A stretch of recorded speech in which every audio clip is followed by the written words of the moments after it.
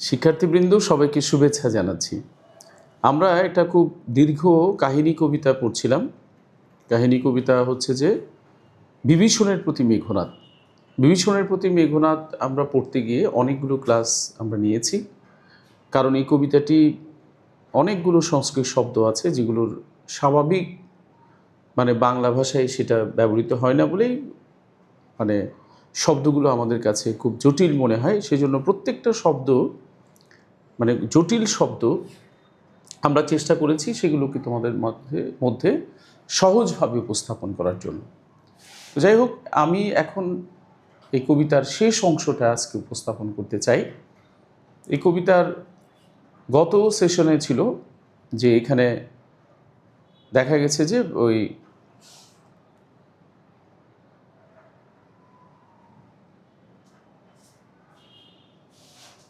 বিভীষণ মেঘনাদকে বলছে, মেঘনাদকে একদম মন্ত্রপুত সাপ যেভাবে মাথা নত করে সেইভাবে বিভীষণ মেঘনাদকে বলছে যে তুমি মেঘনাদ, দেখো তুমি রাবণের পুত্র, তুমি অযথা বৃথা আমাকে তুমি দোষারোপ করছো। আমি তো আসলে দোষী নই। এই রাজ্যের যিনি রাজা, অর্থাৎ আমার বড় ভাই রাবণ, এই দেশটাকে বিপদে ফেলেছে। এই দেশটাকে কিভাবে বিপদে ফেললো? রামের স্ত্রী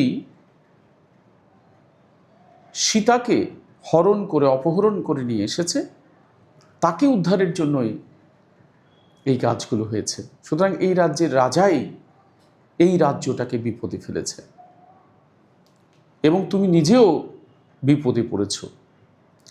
আর আমি তো একজন সত্যবাদী, সত্যাশ্রয়ী আমি, তাই আমি, দেবতারা যেহেতু পাপ থেকে সবসময় দূরে থাকে, তাই আমি রামচন্দ্র নামক দেবতার পায়ের আশ্রয়ে নিজেকে পাপ থেকে মুক্ত করার জন্য আশ্রয় গ্রহণ করেছি। পরদোষে কে চাহে মজিতে, মজা মানে হচ্ছে বিপদে পড়া। পরদোষে মানে আরেকজনের দোষে কে নিজেকে বিপদে ফেলতে চায়। সেজন্যে আমি রামচন্দ্রের পায়ের নিচে নিজেকে সমর্পণ করেছি, অর্থাৎ সেই দোষ থেকে, পাপ থেকে নিজেকে বাঁচানোর জন্য। এইসব কথা বিভীষণ মেঘনাদকে বলেছে, অর্থাৎ তার ভাইপোকে বলেছে। তারপর বিভীষণ কিন্তু আর নিজেকে ধরে রাখতে পারেনি, তখন সে খুব রেগে গেছে। রেগে গিয়ে কি হয়েছে দেখো, যে রুশিলা বাসবত্রাস, রুশিলা মানে রাগান্বিত হলে, রেগে গেলে, রুশিলা মানে রেগে গেলে, রুশিলা, আচ্ছা রুশিলা হচ্ছে রেগে গেল, রেগে গেল। বাসবত্রাস, বাসবত্রাস শব্দের অর্থ হচ্ছে বাসব ত্রাস। এটার অর্থটা আমরা লিখছি, বাসবত্রাস মানে হচ্ছে যে, বাসব মানে হচ্ছে ইন্দ্র, ইন্দ্রের ভয়, ত্রাস মানে হচ্ছে ভয়, বাসব মানে হচ্ছে ইন্দ্র, বাসব ত্রাস মানে ইন্দ্রের ভয়। তো ইন্দ্রের ভয়টা কি? মেঘনাদ। ইন্দ্রের ভয় হচ্ছে মেঘনাদ। এখানে বাসব ত্রাস বলতে মেঘনাদকে বোঝানো হচ্ছে। মেঘনাদকেই বাসব ত্রাস বলা হচ্ছে। যে রুশিলা মানে রেগে গেল, বাসব ত্রাস, বাসব ত্রাস মানে ইন্দ্রের ভয়, অর্থাৎ মেঘনাদ। মেঘনাদ খুব রেগে গেল এই বিভীষণের এই কথাগুলো শুনে, যে আমি পাপ থেকে নিজেকে বাঁচানোর জন্য আমি রামচন্দ্রের পায়ের নিচে আশ্রয় গ্রহণ করেছি। অর্থাৎ আরেকজনের দোষে কে নিজেকে বিপদে ফেলতে চায়। এই কথাগুলো চাচার কথাগুলো শুনে ভাইপো রেগে গেল। গম্ভীরে মানে হচ্ছে গভীরে, গম্ভীরে শব্দের অর্থ হচ্ছে যে গভীরে। আমি ধীরে ধীরে লিখছি। গম্ভীরে মানে গভীরে, গভীরে যেমতি, যেমতি মানে হচ্ছে যেভাবে, যেমতি মানে যেভাবে, নিশীতে, নিশীতে মানে হচ্ছে রাতে। আচ্ছা এই পাশে লিখি, নিশীতে, নিশীতে মানে হচ্ছে যে রাতে, রাতে রাতে অম্বরে, অম্বরে মানে হচ্ছে যে আকাশে, আকাশে মন্দ্রে, মন্দ্রে মানে হচ্ছে যে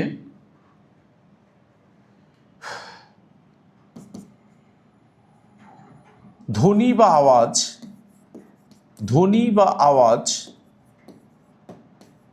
আওয়াজ জিমুতেন্দ্র, জিমুতেন্দ্র,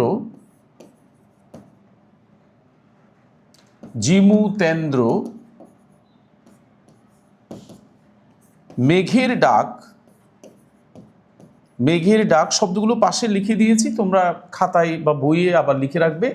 জিমুতেন্দ্র কপি, কপি মানে হচ্ছে যে রাগ বা ক্রোধ, ক্রোধ বা রাগ, কপি মানে হচ্ছে ক্রোধ বা রাগ। আমি এখানে শব্দের অর্থগুলো পাশাপাশি লিখে দিয়েছি। আমি আবার বলছি, গম্ভীরে যেমতি, যেমতি মানে যেভাবে, অর্থাৎ গভীর রাতে যেভাবে, নিশীতে অম্বরে মানে রাতে আকাশে, মন্দ্রে জিমুতেন্দ্র অর্থাৎ মেঘের গর্জন শোনা যায়, গভীর নিশীতে যেভাবে মেঘের ডাক শোনা যায়, অর্থাৎ অনেক গভীর রাতে যদি মেঘের ডাক শুনি সেটা অনেক ভয়ানকভাবে শোনা যায়, যেহেতু চারদিকে পরিবেশ কি থাকে, নিস্তব্ধ থাকে। কপি মানে রেগে, অর্থাৎ গভীর গভীর রাতে যেভাবে মেঘের গর্জন শোনা যায় সেইভাবে মেঘনাদ রেগে গেছে চাচার কথা শুনে। গম্ভীরে যে মতি অর্থাৎ গভীর রাতে যেভাবে, নিশীতে অম্বরে মানে আকাশে, মন্দ্রে জিমুতেন্দ্র কপি অর্থাৎ জিমুতেন্দ্র কপি মানে মন্দ্রে জিমুতেন্দ্র মানে হচ্ছে যে মেঘের গর্জন, কপি মানে রেগে, অর্থাৎ গভীর রাতে এখান থেকে এই পর্যন্ত এই লাইনের অর্থ হচ্ছে যে গম্ভীরে যে মতি নিশীতে অম্বরে, আচ্ছা গম্ভীরে যে মতি নিশীতে অর্থাৎ গভীর রাতে যেভাবে, যে মতি মানে যেভাবে, গম্ভীরে মানে গভীরে, নিশীতে অম্বরে মানে আকাশে, মন্দ্রে মানে হচ্ছে যে ধ্বনি বা আওয়াজ, জিমুতেন্দ্র মানে মেঘের ডাক, কপি মানে হচ্ছে রাগ, অর্থাৎ যেভাবে গভীর নিশীতে মেঘের গর্জন শোনা যায় ঠিক সেরকম গর্জে রেগে গেছে মেঘনাদ চাচার কথা শুনে। চাচা যে বলল যে না, আমার কোনো তো দোষ নেই, দোষ করেছে এই রাজ্যের রাজা, আমি এই দোষ করেছে মানে পাপ করেছে, এই পাপ থেকে নিজেকে বাঁচানোর জন্য রামচন্দ্র নামক দেবতার পায়ের নিচে আশ্রয় গ্রহণ করেছে। এই কথাটা শুনেই মেঘনাদ খুব বেশি গর্জে গেছে। গর্জেছে কার মতো? গভীর নিশীতে যেভাবে আকাশে মেঘের ডাক শোনা যায় সেইভাবে গর্জন করে উঠল, রেগে গর্জন করে উঠল। কপি মানে রাগ করা। কহিলা বীরেন্দ্র বলি, বীরেন্দ্র বলি মানে হচ্ছে বীরদের মধ্যে শ্রেষ্ঠ। এখানে বীরেন্দ্র বলি হচ্ছে যে কহিলা মানে বললে, কহিলা মানে বলল, বলল। বীরেন্দ্র বলি মানে হচ্ছে যে আমি এখানে লিখে দিচ্ছি বীরেন্দ্র, বীরেন্দ্র বলি মানে হচ্ছে বীরদের মধ্যে শ্রেষ্ঠ, বীরদের মধ্যে শ্রেষ্ঠ, বীরদের মধ্যে শ্রেষ্ঠ হচ্ছে এখানে, এখানে মেঘনাদকে বোঝাচ্ছে। বীরদের মধ্যে শ্রেষ্ঠ হচ্ছে এখানে মেঘনাদ। কহিলা বীরেন্দ্র বলি ধর্ম পথগামী, ধর্ম পথগামী মানে হচ্ছে ধার্মিক, অর্থাৎ যে ব্যক্তি ধর্মের পথ অনুসরণ করে চলে। আমি লিখে দিচ্ছি ধর্ম পথগামী, ধর্ম পথগামী মানে ধার্মিক, ধার্মিক যে ব্যক্তি ধর্মের পথ অনুসরণ করে চলে। এখানে বিভীষণকেই ধর্ম পথগামী বলছে, ধার্মিক বলছে। হে রাক্ষস রাজানুজ, হে রাক্ষস রাজানুজ, রাক্ষস রাজানুজ, রাক্ষস সরি হ্যাঁ রাক্ষস রাজানুজ, মানে হচ্ছে যে রাক্ষস রাজার ছোট ভাই, রাক্ষস রাজার ছোট ভাই। হে রাক্ষস রাজানুষ, মানে হচ্ছে যে হেই রাক্ষস রাজার ছোট ভাই। এখানে রাক্ষস রাজানুষ বলছে বিভীষণকেই রাক্ষস রাজানুজ। এখানে রাক্ষস রাজানুজ হচ্ছে রাক্ষস রাজার ছোট ভাই। এখানে কে রাক্ষস রাজার ছোট ভাই? এটা হচ্ছে বিভীষণ। হেই রাক্ষস রাজানুষ মানে এই বিভীষণ, বিখ্যাত জগতে তুমি, তুমি জগতে তো বিখ্যাত, ধার্মিক হিসেবে পৃথিবীতে তুমি খুব বিখ্যাত। আচ্ছা, কহিলা বীরেন্দ্র বলি, মানে বললে বীরেন্দ্র বলি মানে বীরদের মধ্যে শ্রেষ্ঠ। এখানে বীরেন্দ্র বলি হচ্ছে মেঘনাদ। মেঘনাদ বলল ধর্ম পথগামী, ধার্মিক হে রাক্ষস রাজানুষ, ধার্মিক হে রাক্ষস রাজার ছোট ভাই, বিখ্যাত জগতে তুমি, তুমি তো পৃথিবীতে বিখ্যাত, মানে অনেক সুনাম আছে ধার্মিক হিসেবে তোমার পৃথিবীতে। একটু উপরের দিকে তুলি, কোন ধর্ম মতে, মানে কোন ধর্মের মতবাদে আছে, কহ দাসে, মানে আমাকে বলো, দাস মানে গোলাম, এখানে কহ দাসে, কহ মানে বলো, কহ শব্দের অর্থ হচ্ছে বলো, কহ মানে বলো, দাসে মানে এখানে এখানে মেঘনাদ নিজেকে দাস বলছে। মেঘনাদ দাস মানে তো গোলামি, কিন্তু মেঘনাদ নিজেকে বিভীষণের দাস বলছে। কহ দাসে শুনি, আমি শুনি, জ্ঞাতিত্ব, জ্ঞাতিত্ব মানে হচ্ছে যে আত্মীয়তা, ভ্রাতৃত্ব, জ্ঞাতিত্ব মানে হচ্ছে আত্মীয়তা, জ্ঞাতিত্ব মানে হচ্ছে যে আত্মীয়তা, আত্মীয়তা, ভ্রাতৃত্ব মানে হচ্ছে যে ভাইয়ের ভাইয়ের যে সম্পর্ক সেটি, জাতি, এই সকলই দিলা জলাঞ্জলি। জলাঞ্জলি মানে হচ্ছে যে বিসর্জন। জলাঞ্জলি শব্দের অর্থ হচ্ছে যে বিসর্জন। তুমি তো একজন ধার্মিক, বিভীষণকে মেঘনাদ বলছে তুমি তো ধার্মিক, তো তুমি যেহেতু ধার্মিক, ধার্মিক মানে যে ধর্মের পথ অনুসরণ করে চলে। ধর্ম শব্দের অর্থ হচ্ছে নীতি, ন্যায়। ধর্ম শব্দের অর্থ হচ্ছে নীতি বা ন্যায়। তুমি তো নীতি বা ন্যায়ের পথ অনুসরণ করে চলো। তো বলো তো তুমি কোন ধর্মের মধ্যে আছে, কহ দাসে আমাকে বলো। মেঘনাদ বলছে আমাকে তুমি বলো, শুনি, আমি একটু শুনি।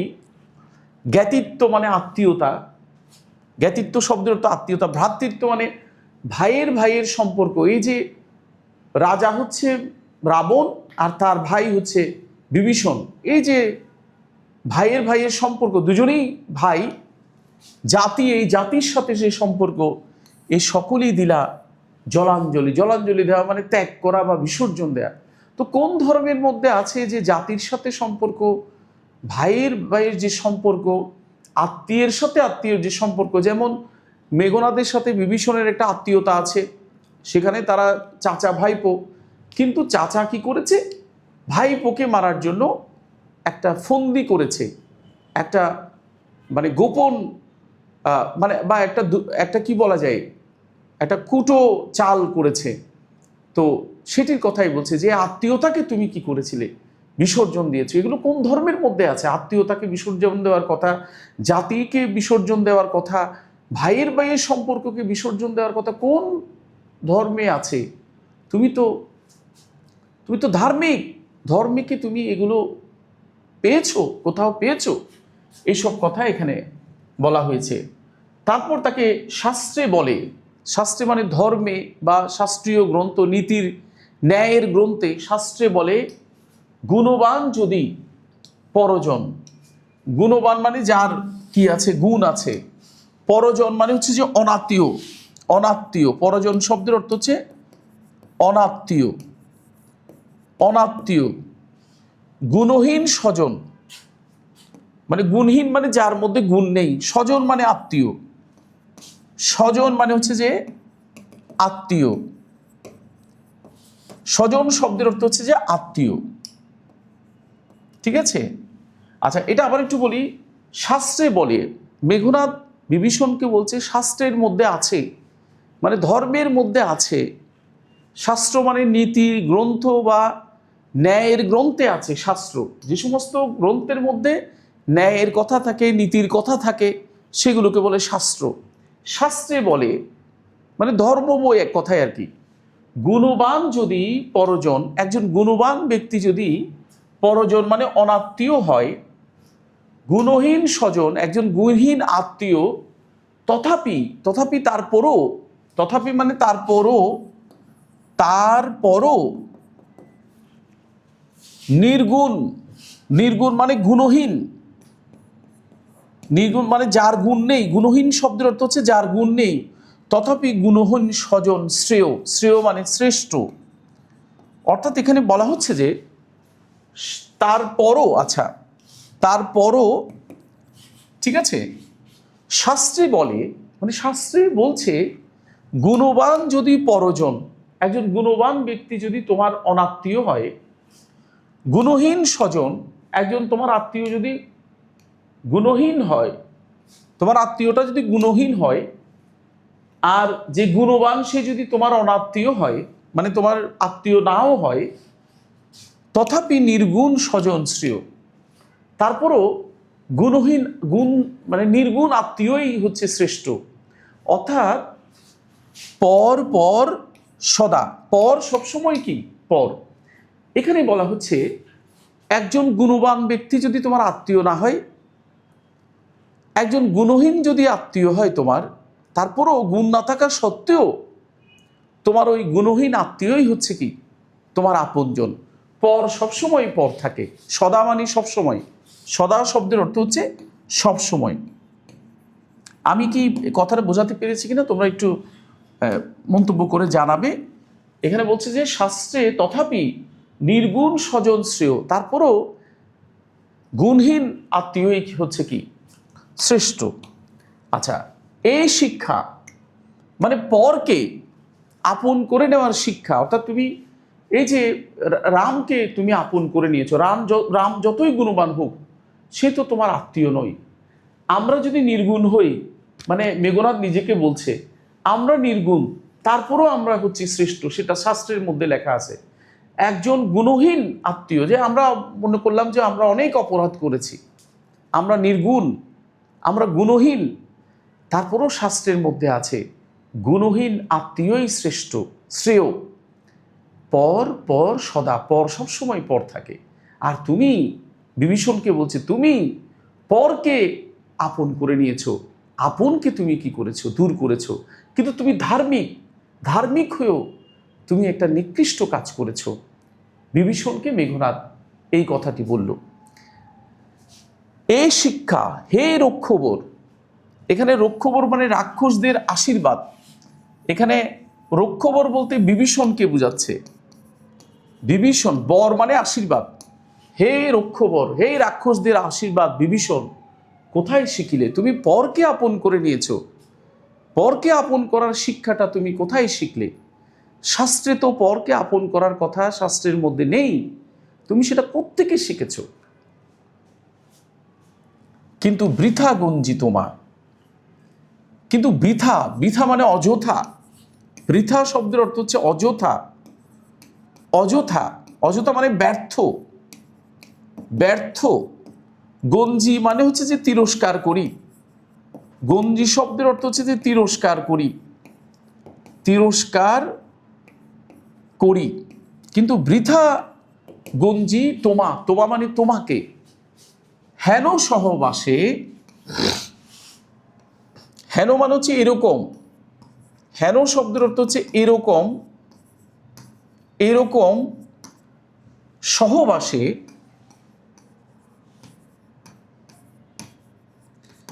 এরকম একজনের সাথে বসবাস করলে, বসবাস করাকেই বলে সহবাস। হে পিতৃব্য বলতে এখানে চাচা, হে পিতৃব্য, এখানে পিতৃব্য মানে হচ্ছে যে চাচা। এখানে বিভীষণকে বলছে, বিভীষণকেই পিতৃব্য বলছে। হে পিতৃব্য, বর্বরতা মানে অসভ্যতা, বর্বরতা মানে হচ্ছে অসভ্যতা, আমি একসাথে সবগুলো গুছিয়ে বলছি। অসভ্যতা কেন না শিখিবি, কিন্তু বৃথা গঞ্জি তোমা, কিন্তু অযথা, বৃথা মানে অযথা, গঞ্জি মানে তিরস্কার করি, তোমা মানে তোমাকে, হেন সহবাসে মানে এরকম একজন মানুষের সাথে বসবাস করলে, এরকম বলতে রামচন্দ্র কিংবা লক্ষণের সাথে বসবাস করলে, হেন সহবাসে হে পিতৃব্য, হে পিতৃব্য মানে হে চাচা বা হে কাকা বিভীষণ, বর্বরতা মানে অসভ্যতা কেন না শিখিবে। অর্থাৎ তুমি এমন একজন মানুষের সাথে বাস করো যার সাথে মিশলে তো, খারাপের সাথে মিশলে তো খারাপই শিখবে, বর্বরতা বা অসভ্যতা তো তুমি অবশ্যই শিখবে। তুমি তো আপনকে তুমি পর করতে তো শিখবেই, যেহেতু তুমি এমন একটা মানুষের সাথে বসবাস করছো হেন সহবাসে। গতি যার নিঃসহ, গতি মানে হচ্ছে চলাফেরা, গতি মানে হচ্ছে যে চলাফেরা, চলাফেরা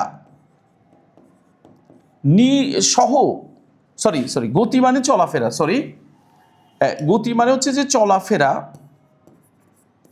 চলাফেরা যার নিজ মানে নিকৃষ্ট, নিকৃষ্ট সহ মানে সহিত বা সঙ্গে, অর্থাৎ যার চলাফেরা নিকৃষ্টদের সাথে, নিজ মানে নিকৃষ্ট, সে দুর্মতি, দুর্মতি মানে অসৎ বুদ্ধি সম্পন্ন। এখানে তাহলে কথাটার অর্থ হচ্ছে গতি যার নিজ সহ, নিজ মানে নিকৃষ্ট, গতি মানে চলাফেরা, সহ মানে শহীদ বা সঙ্গে, নিজ মানে নিকৃষ্ট, সে দুর্মতি মানে হচ্ছে অসৎ বুদ্ধি সম্পন্ন বা খারাপ বুদ্ধি সম্পন্ন। অর্থাৎ গতি যার নিঃসহ মানে যার চলাফেরা নিকৃষ্টদের সাথে, অবশ্যই সে নিকৃষ্ট হবে। তো মেঘনাদ বলছে যে তোমার চলাফেরাটা নিকৃষ্ট লক্ষণের সাথে, সুতরাং তুমি নিকৃষ্টই তো হবে। কারণ লক্ষণকে এই জন্যই নিকৃষ্ট বলা হচ্ছে যে সে তো মানে অস্ত্রহীন একটা মানুষকে, অস্ত্রহীন একটা যোদ্ধাকে, অর্থাৎ যার হাতে কোনো অস্ত্র নেই কিন্তু লক্ষণের হাতে অস্ত্র আছে, একটা অস্ত্রহীন যোদ্ধাকে সে আক্রমণ করতে আসছে। তো সুতরাং এই সব ষড়যন্ত্রের পেছনে কিন্তু মেঘনাদ দায়ী, কারণ মেঘনাদই এই কৌশল বলে দিয়েছে।